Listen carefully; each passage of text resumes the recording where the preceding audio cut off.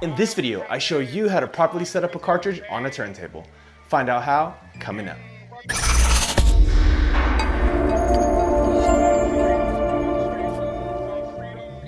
Thank you for watching PDot TV, where you'll find tips, tricks, and tutorials for DJs and music performers. Now let's get into the video.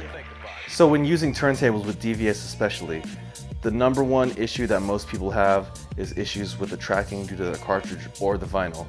And I would say most of the time, the issue has to be with the actual cartridge itself, or the connection, or just overall how the cartridge is set up with the turntable. So I'll just go over how to properly set up your cartridge with your professional DJ turntable. So let's go ahead and take a look at the cartridge. So just go ahead and unscrew it, pulling here, pulling this off. The cartridge is really made up of pretty much 3 different parts. You have your actual main part of the cartridge right here. This part is a stylus. This actually contains the needle that actually hits the record. And then of course your head shell. The head shell is what attaches from the cartridge to the tone arm to the turntable. So to make that connection, you have 4 wires right here. And this is where I would say a point of failure could happen. So you want to make sure that always these wires are connected nicely, they're secure and snug.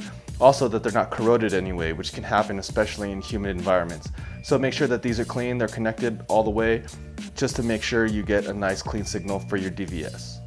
The next point that you want to make sure is right is the actual stylus. Make sure that it's clean, there's no dust buildup right here on the tip, because that does happen due to using the vinyl and oil from your hands and dust. It gets picked up by this actual stylus really quickly, so always make sure that it's clean, or as clean as possible. That's why I carry a stylus brush in my bag at all times, so I can just brush this off if I'm having issues, or just kind of gently rub it over with your thumb or any other finger to try and clean it. Just be very careful, because if you press too hard, you can bend it or break it off, and then that makes this cartridge pretty much unusable until you get a replacement stylus. Next up, you're going to want to make sure the connections on both the inside of the tone arm as well as the end of the head shell are clean. Now what most DJs do, which kind of works in the short run but actually ruins both your cartridge and the turntable, is to actually lick the end of this to get a little bit more connectivity.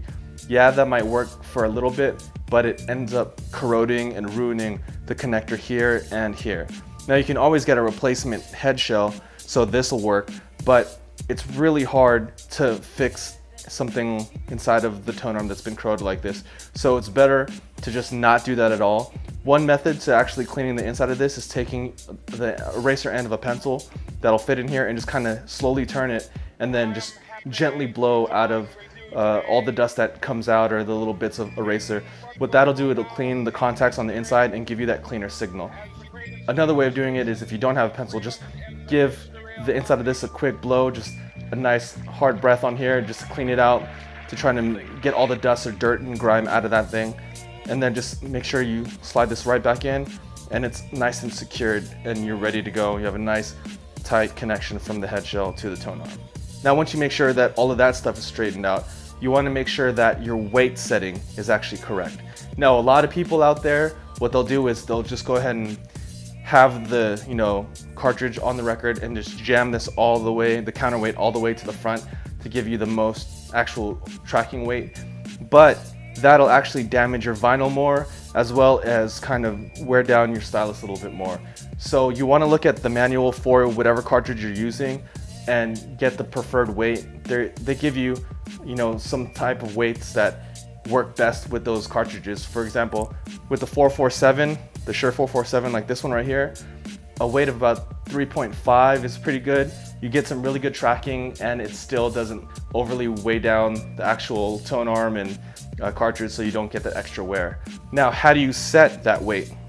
So I actually didn't know this for the longest time until someone showed me. So what you do is you go ahead and put the cartridge on the record, move this back pretty far back, like so. And you'll notice if it's not enough weight, the tone arm will kind of just drift away like that. So you want to slowly turn it back down.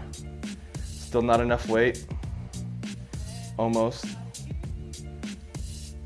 There you go. So wherever the needle barely touches the record, as far as the weight goes, that's where you want to take the numbers back here and match 0 up with the line. So let's go ahead and do that. Now once the 0 is matched, that'll be your 0 point, meaning that this is 0 amount of weight that it would take for the actual record and needle to make contact. So from there, you want to turn counterclockwise. So 0.5, 1, 1.5, 2, 2.5, 3, 3.5. Now you have your 3.5 amount of weight on the actual needle and on the actual cartridge, so you'll get the best tracking possible. It's always nice if you have a couple extra moments when you're in the booth, just set it real quick. I know it seems like it takes a long time right now, but if you go through the process enough times, you can get it down pretty fast and just crank that a few times and you're good to go, and you have the proper weight for the cartridge that you have on the turntable. Now also, if you're in a booth that's a little bit louder and that setting doesn't work, don't be afraid to turn up the weight a little bit more and give it more weight to get better tracking. But like I mentioned, you want to keep it pretty much the mandatory weight, or the best weight that's listed in your instructions for your cartridge to get the best performance overall. So once you have all of that done, you're pretty much good to go. Your cartridge should be attached correctly. All the points should be cleaned and ready to go with a proper weight on the back, and you should get the best performance you can with the cartridge. And now you understand how to set this up anytime you get in a DJ booth and you're using turntables, how to get the best performance by setting up your cartridge the right way. So that's how to set up a cartridge on your turntable. So question of the day, which type of cartridges are you using? Go ahead and leave that down in the comments below. I'd love to hear what you guys have to say. And as always, if you found this video useful, please go ahead and give it a thumbs up. And if you haven't already, go ahead and click right here to subscribe to this channel. Or if you'd like to watch more content, go ahead and click on that video right there. And thank you for watching PDot TV, where you'll find tips, tricks, and tutorials for DJs and music performers. See you next time.